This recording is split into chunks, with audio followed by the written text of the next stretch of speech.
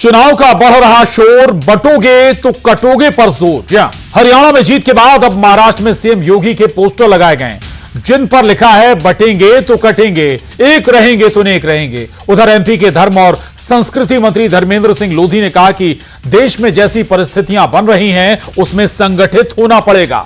मंत्री लोधी के बयान पर कांग्रेस ने निशाना साधा। कांग्रेस ने बीजेपी पर समाज को बांटने के आरोप लगाए हैं।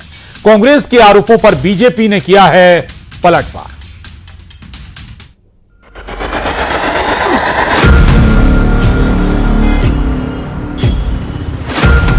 बटेंगे तो कटेंगे। अगर हम बटेंगे तो बांटने वाले महफिल सजाएंगे। महाराष्ट्र से मध्य प्रदेश, हिंदुओं को फिर संदेश। निश्चित रूप से जो परिस्थितियां बन रही हैं देश में, उसमें संगठित तो रहना पड़ेगा। चुनाव का टाइट माहौल, एकजुटता का है सवाल। एक वर्ग विशेष के लिए अगर वो एकजुटता की बात कर रहे हैं तो फिर उनके संविधान की शपथ का क्या हुआ? भाजपा के उस नारे का क्या हुआ? सबका साथ, सबका विकास, सबका विश्वास। ये तो सबके विनाश की तरफ की बात चल रही है। चुनाव का बढ़ रहा शोर, बटोगे तो कटोगे पर जोर। तो ऐसा है कि बटोगे तो कटोगे। आपको मालूम है कि देश जब आज़ाद हुआ और उसके बाद जो बटा देश और उसके बाद जो लोगों ने विभाजन की विभीषिका देखी, उसकी पुनरावृत्ति न हो, इसका सार और इसके मूल आत्मा यही है। देश में चुनाव का माहौल है और एक बार फिर हिंदुओं को एकजुट रखने के लिए बटोगे तो कटोगे का नारा शुरू हो गया है। महाराष्ट्र में योगी के पोस्टर लगे। एमपी में धर्म और संस्कृति मंत्री धर्मेंद्र सिंह लोधी ने कहा कि देश में जो परिस्थितियां बन रही हैं उसमें संगठित रहना पड़ेगा। उधर कांग्रेस ने बीजेपी पर बड़ा हमला बोला है। आखिर कौन है जो हिंदुओं को बांट रहा है? क्यों बार बार बटोगे तो कटोगे का नारा दिया जा रहा है? आज इसी पर करेंगे महा डिबेट में चर्चा।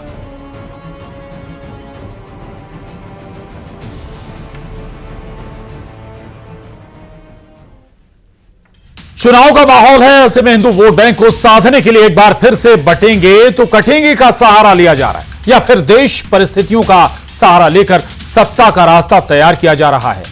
आज इसी पर करेंगे महाडिबेट में चर्चा, लेकिन पहले सवालों पर डालते हैं नजर। तो हमारा सवाल है, एक नारा क्या बदलेगा चुनावी हवा? दूसरा सबसे बड़ा सवाल इस चर्चा से जुड़ा हुआ कि क्या सिर्फ हिंदुओं को जोड़ना मकसद है इसके पीछे?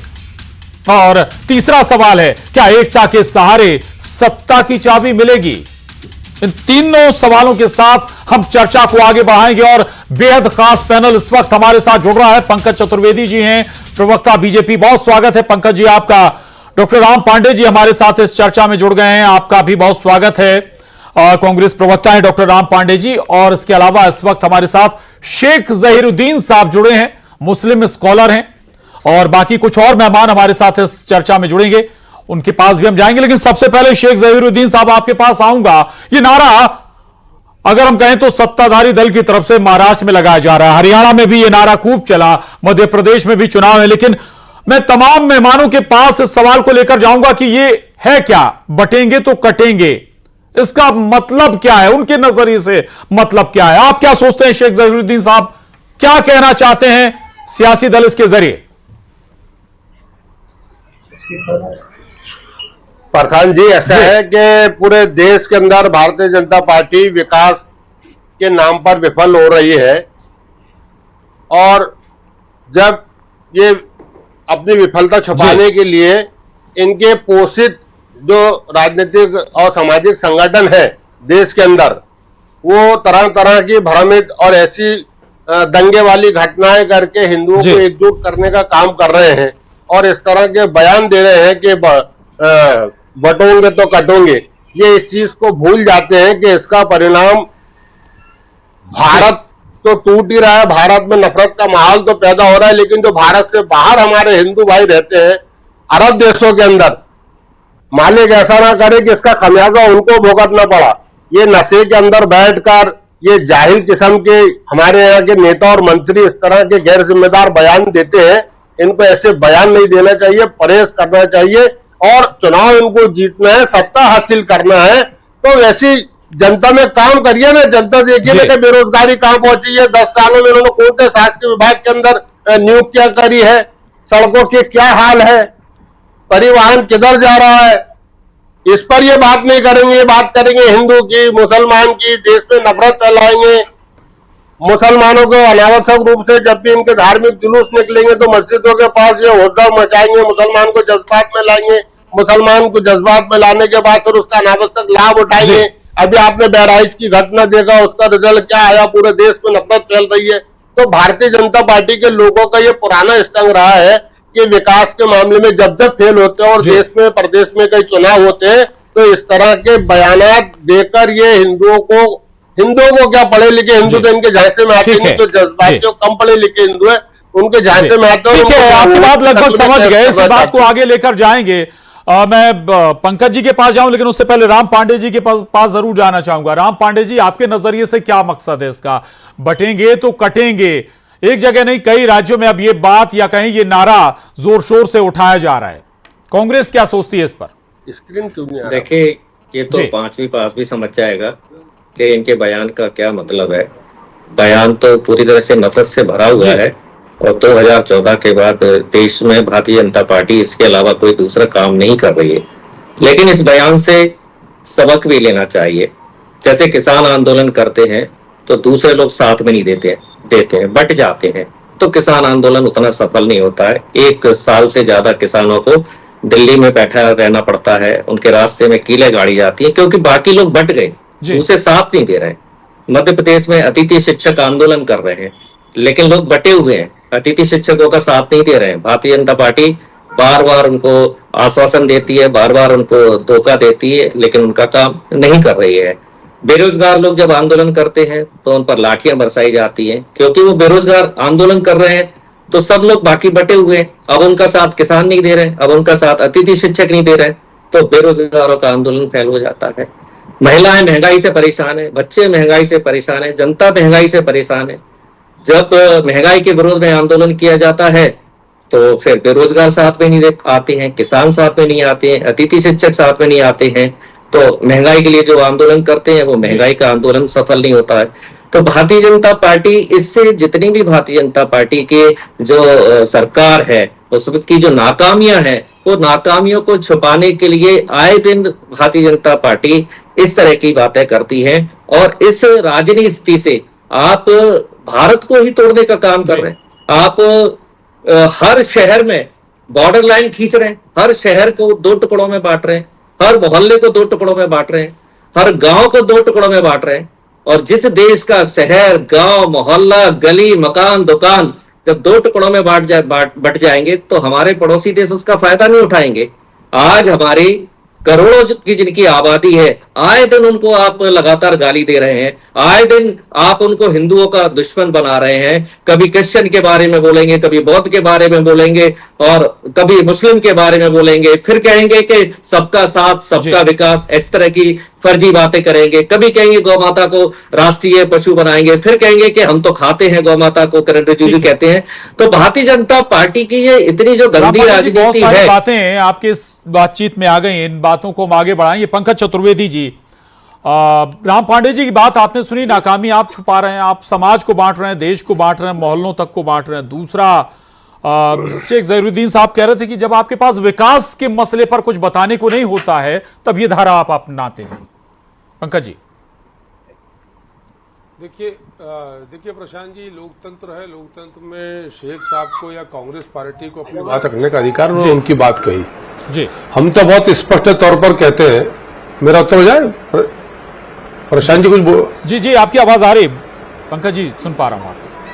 अच्छा, अच्छा मेरी आवाज मुझे कोई दिक्कत नहीं। मैं ये आग्रह कर रहा था प्रशांत जी कि मैं ये आग्रह कर रहा था प्रशांत जी कि भारतीय जनता पार्टी का पक्ष बहुत स्पष्ट है कि जब जब भारत बटा है, भारत की बात कर रहा हूं, जब जब भारत बटा है तब तब भारत कटा है।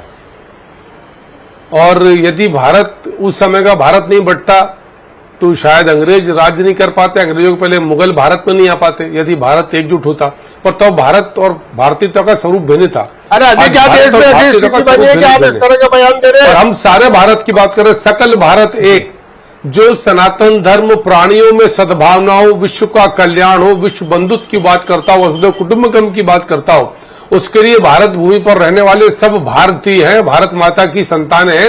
उनका जाति, धर्म, वर्ग, वर्ण, भेद, पंथ अलग हो सकता है, लेकिन वो कांग्रेस पार्टी के लोग जिन्होंने 1947 में भारत को बांटा धर्म के आधार पर, बाद में धर्म के आधार पर राजनीति करी और धर्मनिरपेक्षता को कब तुष्टीकरण में बदल दिया पता ही नहीं चला, वो लोग आज भारतीय जनता पार्टी से सवाल खड़े करते हैं। हम तो पूछना चाहते हैं कि पाकिस्तान में तो एक ही धर्म के लोग हैं, फिर भी वहां झगड़ा है। बांग्लादेश में एक ही धर्म के लोग हैं, फिर भी वहां झगड़ा है। अफगानिस्तान में एक ही धर्म के लोग हैं, फिर भी वहां झगड़ा है। ईरान में, इराक में एक ही धर्म के लोग हैं, फिर भी वहां झगड़ा है। सीरिया में एक ही धर्म के लोग हैं, फिर भी वहां झगड़ा है। लेबनान में एक ही लोग के धर्म में, फिर भी वहां झगड़ा है। लेकिन भारत में आज भी शांति थी, है और रहेगी। इसीलिए आग्रह कर रहे हैं कि वो भारतीय जो राष्ट्रवादी है, जो भारत में रहकर भारत माता की जय बोलता है, उस सबको एक होना चाहिए। यदि बट गए तो जनाब प्रधानमंत्री जी ने कहा कि बटेंगे। आजादी के दौरान जो हुआ वो ठीक है, अब आजादी देशों में बढ़ गया एक हिस्सा, लेकिन अब इसकी क्या जरूरत है? बटेंगे तो कटेंगे, नहीं बटेंगे तो एक रहेंगे, ऐसे नारों की जरूरत क्या है? खासतौर से जब इलेक्शन आता है तब बहुत प्रशांत जी जी नहीं, इलेक्शन नहीं जी प्रशांत जी, हम तो हमेशा कहते हैं सबका साथ, सबका विकास, सबका विश्वास, सबका प्रयास, सकल भारत एक, संपूर्ण भारतीय एक, सारे भारतवासी तो कटेंगे जी। तो यही तो कह रहे हैं कि भाई मत बटो, जब सब एक साथ रहोगे तो सबका साथ, सबका विकास, सबका साथ ही तो बात कर रहे हैं प्रभु जी। क्यों बटने की बात करते हो? ऐसे लोग जो कभी जाति के नाम पर, धर्म के नाम पर, मैं तो उदाहरण दिया आपको कि पाकिस्तान में कौन दूसरे धर्म के लोग हैं, अफगानिस्तान में किस धर्म को मानने वाले लोग हैं, बांग्लादेश में कौन से धर्म के लोग हैं, ईरान में, इराक में, सीरिया में, लेबनान में, ठीक है। और भारत में आप देख लीजिए हम विकास कर रहे हैं। अभी काजी साहब, शेख साहब जो हमारे मित्र कह रहे थे कि विकास की, अरे सर विकास की बात करते हैं, कर लीजिए 10 साल की विकास की तुलना और तारुफ करा देते हैं। जी जी, सूर्या मैथिल जी राजनीतिक विश्लेषक हमारे साथ जुड़े हैं। अतुल जैसवानी जी प्रदेश अध्यक्ष हैं हिंदू सेवा परिषद के, आप दोनों का बहुत स्वागत है। अतुल जैसवानी जी, बटेंगे तो कटेंगे ये है क्या? हिंदू संगठन से आप जुड़े हुए हैं जोर शोर से, खासतौर से ये नारे तब लगते हैं जब चुनाव आ जाता है। हरियाणा में इसका लाभ मिला एक सियासी दल को, अब महाराष्ट्र में चुनाव आ गया, मध्य प्रदेश में भी बाई इलेक्शन है, इसी से जोड़कर देखें या कुछ और भी है इसके अलावा?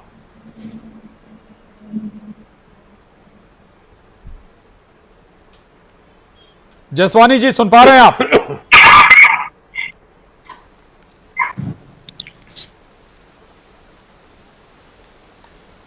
चलिए, जैसवानी जी के पास आवाज नहीं पहुंच पा रही है। सूर्या मैथिल जी के पास मैं जाऊंगा। सूर्या मैथिल जी, एक बात तो है कि पोलराइजेशन, ठीक है, सियासी दल पोलराइजेशन करते हैं, लेकिन ये एक तरफा नहीं होता है। दूसरा पक्ष भी अगर मैं इसका जिक्र करूं तो गलत नहीं होगा। अबू आजमी कह रहे हैं कि 8 से 10 सीटें आ जाए तो कोई कुछ उखाड़ नहीं पाएगा हमारा। फिर धन्यवाद प्रशांत जी, पहले तो आपको, मध्य प्रदेश को भारत माता की जय, वंदे मातरम। और प्रशांत जी, मुझे वो 4 लाइनें याद आती हैं कि नजर नहीं है ये नजारों की बात करते हैं और इस जमीन पर चांद तारों की बात करते हैं। कल तक हाथ जोड़कर बस्तियों को लूटने वाले आज भरी सभा में सुधारों की बात करते हैं। आपने अभी अबू आजमी के स्टेटमेंट को कोट कर दिया जी, और बटेंगे तो कटेंगे जी। मैं सुन रहा था लगातार डिबेट में, आप कह रहे थे कि ये तो जो चुनाव का समय आता है उसी वक्त में आता है। बिल्कुल। तो मैं आपसे पूछना चाहता हूं, इस देश के लोकतंत्र की आधारशिला क्या है? प्रशासन ना, हमारे यहां पर प्रशासन चुनने की पद्धति क्या है? लोकतांत्रिक चुनाव व्यवस्था है ना। आप मुझे यह बताइए, कश्मीर के अंदर यदि बटे नहीं होते तो क्या कट जाते हैं? इसके अलावा गुजरात में यदि बटते नहीं तो कटते क्या? दिल्ली का ले लीजिए आप, दिल्ली में अगर नहीं बटते तो क्या कटते? आप केरल ले लीजिए, केरल के अंदर तो माइनॉरिटी हो चुके हैं, 7 स्टेट में माइनॉरिटी हो गए हैं। उत्तर प्रदेश के सीमांचल एरियाज में माइनॉरिटी हो गया हिंदू। साथ ही साथ आप ले लीजिए बिहार का सीमांचल पूरा का पूरा माइनॉरिटी हो गया है। तो ये क्या कारण है? कारण ये है कि यहां बट रहे हैं तभी तो कट रहे हैं। आप शिमला की संजौली मस्जिद ले लीजिए, संजौली मस्जिद में वहां का हिमाचल का हिंदू समाज ना बटा जी। जब नहीं बटा तो नहीं कटा, वहां पर मजबूरी में आज इन जो मैं ये कहूं कि कब्जे वालों को 3 मंजिलें हटानी पड़ रही है ना, नहीं तो कारण यही है। और रही बात विभाजन, लेकिन सूर्या जी आपने जो बात दोहराई ठीक बात है, लेकिन सवाल ये कि ये बातें केवल चुनाव के दौरान ही क्यों होती हैं? फिर आप पूरे वक्त करिए ना बात, आप इस लाइन को मुहिम के तौर पर आगे बढ़ाइए ना, जो भी सियासी दल है, संगठन है। सूर्या जी, प्रशांत कटारे जी लगातार जिस हिंदू का खून ना खूला खून नहीं वो पानी है, और जो देश के काम ना आए वो बेकार जवानी है, ये नारा तो भाजपा भी लगाती है, आरएसएस भी लगाता है, और सभी हिंदूवादी संगठन लगाते हैं। वंदे मातरम, भारत माता की जय कौन कहता है? आप जरा मुझे बताइए। इस देश के अंदर संविधान को जिंदा रखने वाले कौन है? बहुसंख्यक हैं। आपसे मैं चैलेंज दे रहा हूं, चुनौती दे रहा हूं, आप कश्मीर में जाके संविधान को लागू नहीं कर सकते, और तमिलनाडु का पेरम्बदूर जिला और कोलतार गांव, वहां पर जहां ये शांति प्रिय समुदाय की आबादी बढ़ गई, बहुसंख्यक हो गए, अब तो हमारा संविधान लागू है ना कश्मीर में। ठीक है सर, वक्त कम है, थोड़ा सा मैं आऊंगा आपके पास दोबारा। अतुल जसवानी जी, अगर मेरी आवाज आप सुन पा रहे हैं, क्या है इसका मतलब? हिंदू संगठनों के नजरिए से क्या है? क्या केवल चुनाव के वक्त ऐसे बयान दिए जाते हैं? महाराष्ट्र में बयान दिए जा रहे हैं, योगी आदित्यनाथ बयान दे रहे हैं, मध्य प्रदेश में धर्मस्व मंत्री धर्मेंद्र लोधी बयान दे रहे हैं, उधर पंडित धीरेन्द्र शास्त्री ये बयान दे रहे हैं। अचानक ऐसा क्या हो जाता है कि एक धारा चल पड़ती है?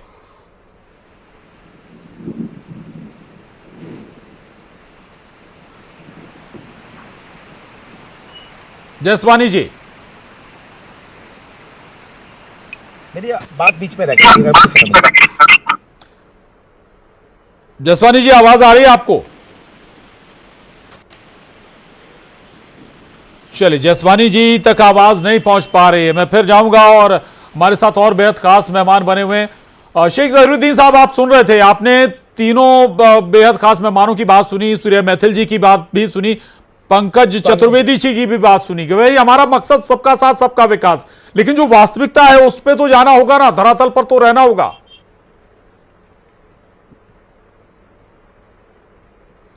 तो ये भारतीय जनता पार्टी के लोग विकास के मुद्दे पर चुनाव जीते ना जी, इस तरह जिस तरह भी महाराष्ट्र में और अन्य राज्यों के अंदर विधानसभा चुनाव है जी, ऐसे परिवेश में अगर ये इस तरह के बयान देंगे कि बटोंगे तो कटोंगे, तो क्या देश में बगावत चल गई, या जब से पाकिस्तान ने या चाइना ने या श्रीलंका ने या कोई और अन्य देश ने या देश के ऊपर हमला कर दिया और देश में बगावत छिड़ गई, तो उस टाइम एकता की बात कर रहे हैं, बटोंगे तो कटोंगे। सिर्फ चुनाव और सत्ता हासिल करने के लिए ये कुछ भी कर सकते हैं जी। पूरे देश में इन्होंने जो सांप्रदायिक माहौल फैला के रखे, तो देखिए क्या कह रहे हैं एआईएमआईएम के नेता साहब लगातार क्या कहते हैं, और इनके कार्य करतूत से अच्छी तरह सब वाकिफ हो चुके हैं। ये कितना भी कुछ भी कर ले, भारत के अंदर 70 से 80% समझदार और सुलझे हुए नागरिक रहते हैं, उन पर इनका कोई प्रभाव नहीं पड़ेगा। ये कितनी भी नौटंकी कर ले, अगर इनको चुनाव लड़ना है, ये विकास की बात करें, अपना विकास गिनाए। जिस वक्त ये विकास गिनाने जाएंगे ना, तो इनके मुंह में पाकिस्तान आ जाएगा, मुसलमान आ जाएगा, मंदिर आ जाएगा, मस्जिद आ जाएगी, विकास नहीं आएगा। विकास के मुद्दे पर ये 2 मिनट नहीं बोल सकते। पाकिस्तान के बगैर बहुत कम वक्त, जल्दी बोलिएगा। बगैर मदरसे के देखिए, अभी ये जो भी आपने बैठा रखे हैं मुस्लिम स्कॉलर, इनकी आंख पे हरा पट्टा चढ़ा हुआ है, इनसे बोलेगा उतारेंगे। आज 10 साल के शासन के बाद नरेंद्र सही बात बोलने वाले तो पट्टा नजर आएगा। और तुम लोग रोजगार चिल्लाते हो, 4 शादी और 40 बच्चे पैदा करते हो, और जब तुमसे पूछा जाता है कि अरे हम तो 14% है यार, हमारी फिक्र छोड़ो, 74% की बात करो, पूरा देश सड़कों में, हम तो शुरू से बर्बाद है, हमारी क्या तरक्की है? तुम नरेंद्र मोदी से रोजगार मांगते हो तुम, ये तो तुम्हारी असलियत है।